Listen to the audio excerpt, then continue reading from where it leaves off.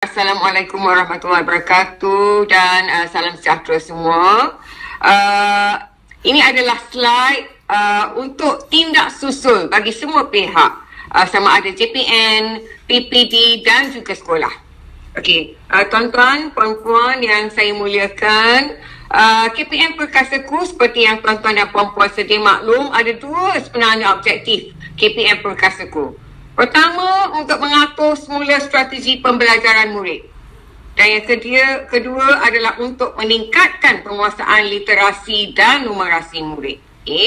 Saya harap tuan-tuan dan puan-puan sedia maklum perkara ni. Okey, tuan-tuan dan puan-puan, kalau kita tengok, kalau kita kata mengatur semula strategi pembelajaran murid tu kenapa? Sebab daripada awal hari tu kita ada berhadapan dengan situasi pandemik, so sekejap murid-murid di rumah, sekejap datang semula ke sekolah dan sebagainya. So kita nampak memang berlaku learning loss, learning gap dan sebagainya. Therefore, PPK, KPM telah melancarkan KPM Perkasaku untuk atur semula strategi pembelajaran murid ini. Okey. Dan yang kedua, seperti yang taklimat kita tempoh hari, kita dapati dalam tempoh pandemik ini berlaku pertambahan murid-murid yang belum menguasai literasi dan numerasi. Therefore, PPK telah melancarkan KPM Perkasaku untuk dua objektif ini daripada tahun 1 sehinggalah ke tingkatan 5. Dan status pelaksanaan terkini, kalau kita tengok, PPK telah pun melaksanakan promosi secara menyeluruh melalui 4 webinar. Okey, jadi tuan-tuan dan puan-puan, apa dia 4 webinar tu sekejap lagi saya beritahu. Kita pun dah laksanakan 4 kali taklimat, kita dah buat 1 sembang didik dan kita dah buat 2 kunjung bantu. Okey, ke negeri-negeri tertentu. Selain daripada tu, kita juga telah menyediakan bahan kurikulum di repository sumberku yang boleh diakses bukan sahaja oleh guru tetapi juga ibu bapa dan murid pada bila-bila masa dan di mana sahaja. Tidak perlu melalui Delima, tak perlu melalui platform Delima. Klik sahaja kepada sumberku, terus sahaja dibawa pautan itu ke platform repository sumberku yang kita sediakan. Dan dalam platform sumberku ini, kita ada 6,047 bahan kurikulum yang telah pun kita muat naik. Ya, yang memberi fokus setakat ini ialah kepada 30% kandungan terakhir kurikulum semasa. Okay? Sebab kita rancangkan tempoh hari by 1st of September, sepatutnya 70% kandungan asas kurikulum telah pun diselesaikan. Therefore, dalam sumberku, kita memberi fokus kepada 30% yang terakhir. Walau bagaimanapun, untuk membantu guru-guru, rakan-rakan guru di sekolah, kita sekarang sedang berusaha memuat naik lagi 70% daripada awal bahan-bahan kurikulum yang telah pun kita kawal kualiti dan sedia terus untuk digunakan. Dan setakat ini, repository sumberku ini menerima 2,000 pelawat setiap hari secara purata. Okay, dalam KPM Perkasaku ini juga kita memberi fokus kepada literasi dan numerasi seperti yang saya jelaskan daripada awal tadi. Dan untuk itu kita telah pun mencetak sebanyak 550,895 modul asas literasi dan numerasi untuk kegunaan murid tahap 1. Kalau saya kata tahap 1 untuk tahun 1, 2 dan 3 yang dikenal pasti tergolong dalam murid pemulihan khas yang memerlukan bantuan terhadap literasi dan numerasi. Dan setakat ini kita telah pun agihkan kepada 200,825 orang murid tahun 2 dan tahun 3. Jadi ada murid yang dapat 2 modul. Modul literasi dan juga modul numerasi. Ada yang dapat hanya literasi, ada yang dapat hanya numerasi, bergantung kepada tahap keupayaan ataupun tahap penguasaan masing-masing. Dan selain daripada murid pemulihan khas tahun 2 dan tahun 3, seramai 200,000 itu, kita juga menyediakan lebih 100,000 modul lagi untuk kegunaan murid tahun 1. Dan semua ini telah pun kita edarkan ke 7,497 buah sekolah rendah seluruh negara. Jadi saya harap semua JPN, semua PPD dan semua sekolah-sekolah telah pun menerima modul-modul yang saya perkatakan ini. Saya ceritakan dahulu perjalanan KPM Perkasaku. Tuan-tuan dan puan-puan, mula seawal daripada Ogos lagi, tuan-tuan dan puan-puan, kita telah pun memberi taklimat berkaitan dengan pemugaran literasi dan numerasi, iaitu pada 16 Ogos. Kita telah pun taklimatkan kepada semua PPD di seluruh negara tentang percetakan modul literasi dan modul numerasi yang bakal diedarkan pada ketika itu. Dan Alhamdulillah setakat ini kita telah pun edarkan ke seluruh PPD seluruh negara. Okey, pada 30 Ogos kita lancarkan KPM Perkasaku dan pelancaran ini dibuat oleh Yang Berbahagia Datin Seri KPPM kita sendiri. Okey, jadi kemudian pada 7 September kita laksanakan 3 siri webinar secara langsung. Pertama, siri webinar pertama iaitu berkaitan dengan pemugaran literasi dan numerasi. Webinar kedua berkenaan pengukuhan, pengayaan dan sumberku. Dan yang ketiga berkenaan dengan pemerkasaan PBD. Dan semua webinar ini masih lagi boleh diakses melalui EduWeb TV. Dan setakat ini bagi program ataupun webinar pemugaran literasi dan numerasi, ia telah pun ditonton oleh seramai 64,000 penonton. Jadi tuan-tuan dan puan-puan, kita ada 400,000 guru. So, nampaknya belum setengah lagi. So, silakan. Ya, masih lagi boleh diakses. Untuk pengayaan, pengukuhan dan sumberku ini, setakat ini kita telah dapat lebih kurang 38,000 penonton. Dan untuk webinar pemerkasaan PBD pada 7 September lalu, kita telah pun mencapai jumlah penonton lebih kurang 60,000. Dan tuan-tuan dan puan-puan, webinar ini sangat bermanfaat dan sangat penuh dengan info yang berguna. Jadi tuan-tuan dan puan-puan, saya syorkan supaya silalah war-warkan kepada semua warga pendidik tentang 3 siri webinar ini yang masih lagi boleh diakses. Seterusnya pada 28 hingga 30 September yang lalu, BPK telah membuat penataran KPM Perkasaku bilangan 1 2021 yang dihadiri oleh JPN dan juga PPD seluruh negara. Sebaik sahaja selesai pada 30 September, kita telah pun menyediakan satu Google Drive dan kita bagi semua bahan pembentangan kepada JPN untuk diedarkan kepada PPD untuk diberi penataran kepada sekolah-sekolah.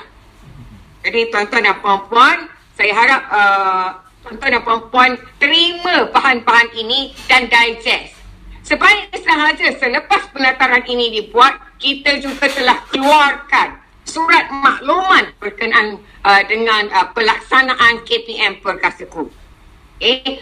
Dan pada 4 Oktober, tempoh hari sebaik sahaja mulanya operasi pembukaan sekolah fasa yang pertama, BPK telah melaksanakan kunjung bantu yang pertama ke JPN Labuan. Dan kita tengok sendiri bagaimana pelaksanaan KPM Perkasaku. Seterusnya pada 20 hingga 22 Oktober tempoh hari, kita juga membuat kunjung bantu KPM Perkasaku ke PPD Jempol dan Jelebu. Okey, jadi tuan-tuan dan puan-puan, untuk makluman juga, dalam kunjung bantu JPN Labuan, Jempol, Jelebu, bukan PPK bersendirian. Kita pergi bersama-sama dengan PPSH supaya pengoperasian dan juga apa hasrat daripada PPK dapat disempurnakan dan difahami oleh semua pihak. Okay? Dan pada 29 Oktober, tempoh hari, satu lagi siri webinar iaitu penjaminan kualiti PPD telah dilaksanakan. Dan webinar penjaminan kualiti PPD ini adalah dengan kerjasama BPK, BPSH dan juga IAP. Dan menariknya tentang penjaminan kualiti PPD dalam webinar pada 29 Oktober tempoh hari, kita melihat bukan sahaja daripada hasrat PPK tetapi juga bagaimana pengoperasiannya oleh pengetua, guru besar, guru, murid sampailah pandangan daripada ibu bapa. Dan webinar pada 29 Oktober ini menggunakan platform daripada IAP Utara dan masih lagi boleh diakses ya tuan-tuan dan puan-puan. Dan setakat ini webinar penjaminan kualiti PPD yang saya fikir harus ditonton oleh semua pihak ini baru saja mencecah 21,000 view. Jadi saya harap tuan-tuan dan puan-puan silalah war-warkan kepada semua warga pendidik tentang webinar ini. Okey, inilah dia tindak susul yang tuan-tuan dan puan-puan sama ada JPN, PPD dan sekolah perlu fahami. Okey. Yang pertama, pemantauan dan penilaian literasi dan numerasi. Okey. Oleh kerana kita dah pun hantar modul-modul literasi dan numerasi ni dalam dua bahasa ya. Satu dalam bahasa Inggeris dan satu lagi dalam bahasa Melayu. Dan pemantauan penilaian, saya harap guru besar boleh pantau secara berterusan dan sepatutnya ujian-ujian pelepasan dapat dilaksanakan apabila tarikh yang sesuai supaya murid-murid yang telah pun menguasai literasi dan numerasi dibenarkan untuk mengikuti aliran perdana. Jadi perkara ini adalah tindakan sekolah untuk memastikan literasi dan numerasi berterusan dan dapat dilepaskan apabila sesuai ya bagi murid-murid yang berkenaan. Okey, seterusnya pada hari ini kita ada taklimat KPM Perkasaku bilangan 2.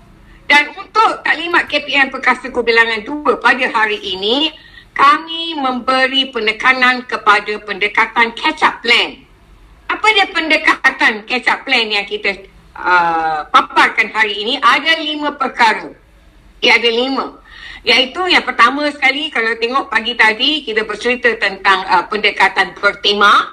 Kemudian kita juga berkenaan dengan PBL. Kemudian modular. Kemudian kita juga ada pendekatan simulasi ya, dan satu lagi saya lupa apa dia. Tetapi apapun pendekatan catch up plan dan nama pun catch up.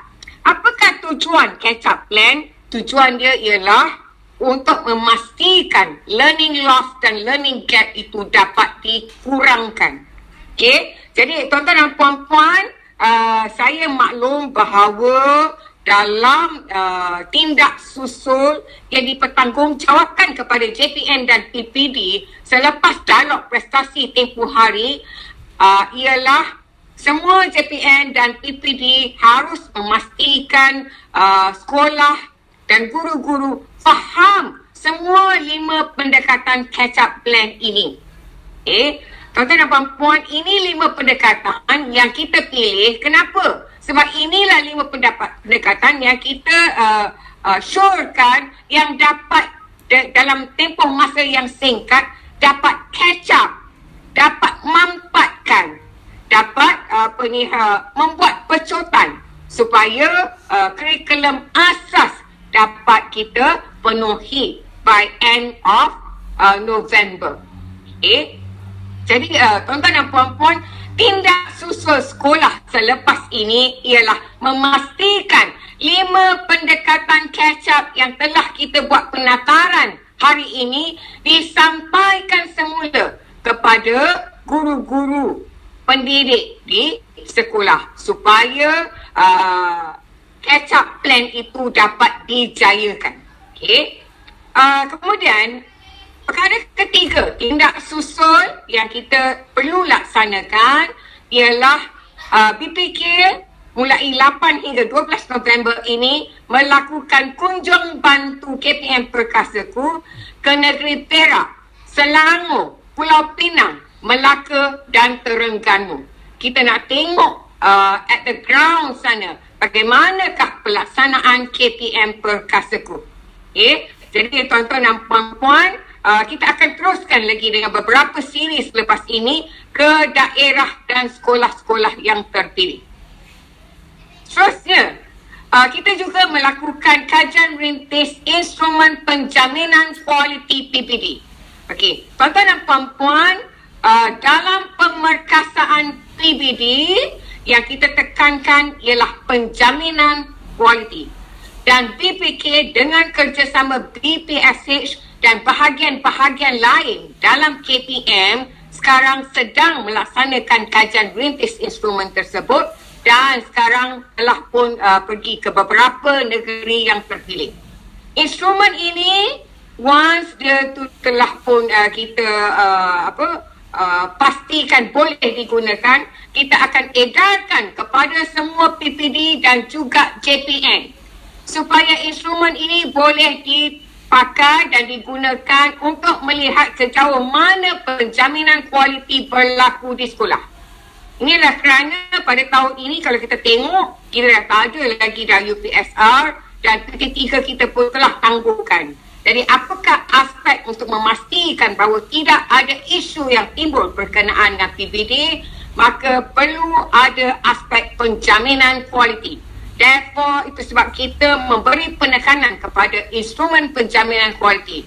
Instrumen ini sekali lagi saya tegaskan kita akan edarkan kepada JPN dan juga PPD untuk kita laksanakan instrumen pemantauan penjaminan kualiti PPD yang berlaku di sekolah.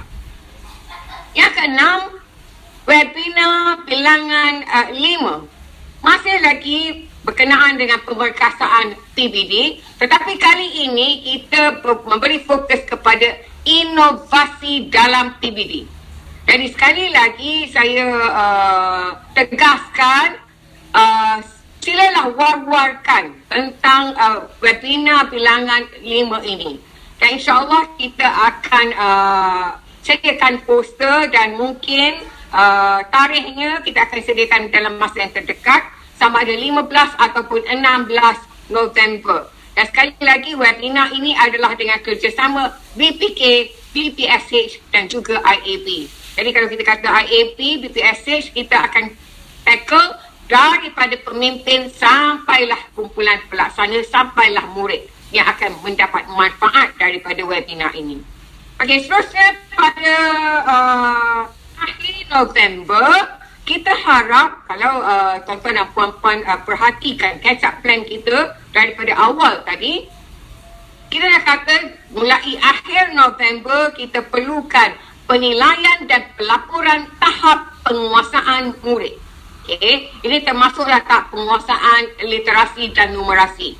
Dan tuan-tuan PPD dan JPN yang hadir dalam dialog prestasi tempoh hari, antara penilaian yang boleh digunakan dalam pelaporan tahap penguasaan murid ialah selain daripada PBD yang biasa, kita juga sediakan atau selaraskan satu pentaksiran yang standard secara setara untuk semua subjek bagi semua tahap daripada tingkatan 1 hinggalah kepada tingkatan 4. Dan insya-Allah JSU akan disediakan dan akan diedarkan minggu depan, dan anggaplah pentaksiran ini adalah sebahagian daripada PPD, iaitu pentaksiran summative. Okey, walau bagaimanapun perkara berkenaan dengan pelaporan ini, kita akan ada satu lagi taklimat berkenaan dengan pelaporan ini yang kita akan buat pada akhir November. InsyaAllah pada 30 hari bulan November. Taklimat KPM Perkasaku bilangan 3 2021 yang hanya akan memberi fokus kepada pelaksanaan catch-up plan 2. Ataupun bridging yang perlu dilaksanakan pada tahun hadapan, Januari, Februari, sebaik sahaja pelaporan PPD akhir yang dilaksanakan pada akhir November nanti selesai. Jadi bila dah selesai, dah dapat dah tahap penguasaan murid, sama ada TP1, 2, 3, 4, 5, 6, kita akan taklimatkan apakah tindakan-tindakan yang boleh kita ambil untuk murid TP1, 2, 3, 4, 5, 6. Sama ada intervensi, sama ada pengayaan, pengukuhan, dan kita ada perancangan yang berkenaan. Okay? Jadi saya harap tuan-tuan dan puan-puan tidak terlepas untuk ikuti taklimat KPM Perkasaku bilangan 3 nanti bagi memastikan apakah tindakan yang perlu dibuat untuk catch-up plan kedua nanti.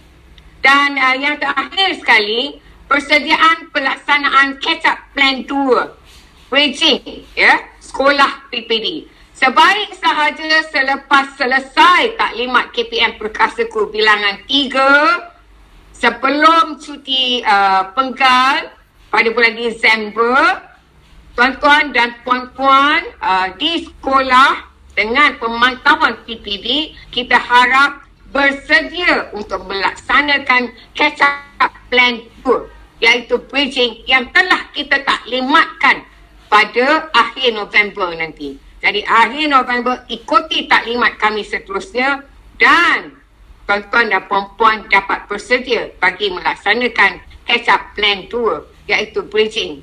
Jadi tindakan ini adalah tindakan yang perlu dilakukan oleh sekolah dan juga PPD. Tuan-tuan dan puan-puan, untuk itu juga sebenarnya BPK telah menyediakan help desk, KPM Perkasaku yang kita perbaharui setiap minggu. Tuan-tuan dan puan-puan, silalah hubungi help desk yang berkenaan untuk apa isu sekalipun. Dan sebenarnya kita edarkan kepada semua TP pembelajaran JPN setiap minggu, mulai minggu ini, jadual bertugas help desk, ada nombor dia dekat situ dan ada email dia dekat situ dan personel yang akan membantu tuan-tuan dan puan-puan. Saya harap tuan-tuan dan puan-puan jangan sia-siakan peluang. Kalau ada sebarang soalan, baik dari segi PBD, baik dari segi pengayaan, pengukuhan ataupun pentaksiran dan sebagainya, jangan ragu-ragu, sila hubungi help desk kami. Saya harap help desk ini dapat dipanjangkan kepada semua warga pendidik. Jadi ini membantu kejayaan KPM Perkasaku. Jadi ini pun telah kita edarkan pada minggu ini. Saya harap semua pihak dapat memanfaatkan help desk yang telah pun kami sediakan. So saya kira itu sahaja urus setia untuk tindak susul JPN, PPD dan juga sekolah untuk penataran pada kali ini. So sekian sahaja bagi pihak PPK. Kami mengucapkan berbanyak-banyak terima kasih kepada tuan-tuan, puan-puan dan semua pembentang pada hari ini yang sama-sama berkongsi dengan semua warga pendidik. Dan kita akan adakan lagi beberapa lagi siri taklimat berkenaan dengan perkara ini dan saya harap tuan-tuan dan puan-puan look forward untuk menyertai taklimat dan penataran. Dan sekali lagi saya mohon kepada semua pihak, kalau tak faham sila hubungi help desk untuk dapatkan penjelasan. Kami sedia membantu tuan-tuan dan puan-puan. Sekian, wabillahi taufiq wal hidayah. Wassalamualaikum warahmatullahi wabarakatuh.